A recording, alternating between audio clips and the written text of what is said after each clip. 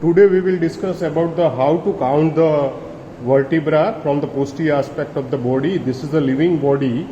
Here the most prominent part into the midline, the prominent protuberance, it is the spine of the C7 vertebra.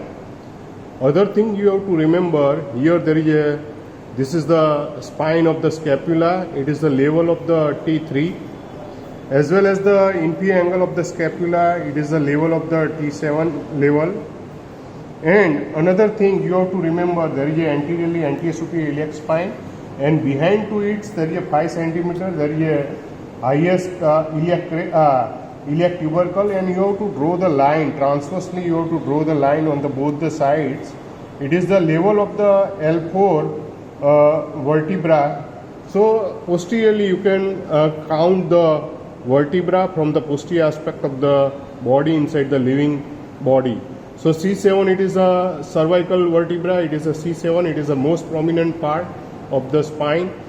T3 vertebra at the spinous process of the scapula, it is the level of the T3.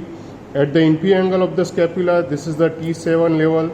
And at the level of the iliac tubercle, you have to draw the transverse line, it is the level of the L4 vertebra. Inside the mummy, you can see this is the most prominent part. It is the C7 spinous process of the C7 vertebra. This is the spinous process of the scapula on the both the side, right and left side. Here in midpoint it is called the T3 vertebral level, and here you can see this is a medial as well as the lateral border of the scapula which meet at the inferior angle of the scapula. It is the level of the T7 vertebra. And another thing you have to remember, there is a, from the anterior superior iliac spine behind to it there is a iliac tubercle. Here this is the iliac tubercle, right and left side of the iliac tubercle. You have to draw the transverse line from the iliac tubercle, and it is the level of the L4 vertebra.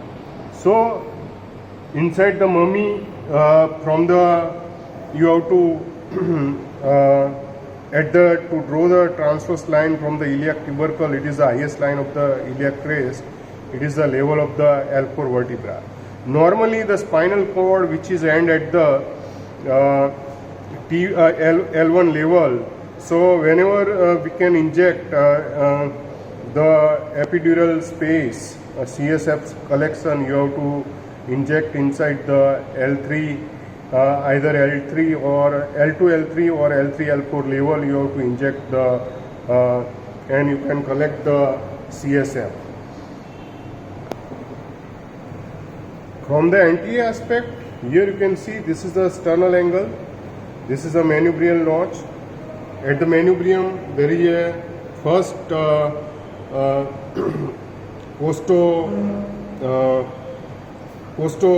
sternocostal joint, and at the second, this is the sternal angle, it is the second rib which is attached, it is a second sternocostal joint, and just above to the manubrial notch there is a attachment of the clavicle, and it makes a sternoclavicular joint. So, and you have to remember posteriorly at the sternal angle, this is the anteriorly it is attached to the second ribs, and you have to count the ribs go laterally. This is the second, this is the third ribs, this is the fourth ribs, this is the fifth, sixth. So you can count the ribs go by the laterally, and you can count the ribs. Second thing you have to remember, posteriorly at the level of the sternal angle, posteriorly there is a T4 vertebra which is passes. So you can count the vertebra as well as the ribs, how to count the vertebra and ribs. Hope you enjoy the lecture. Thank you very much.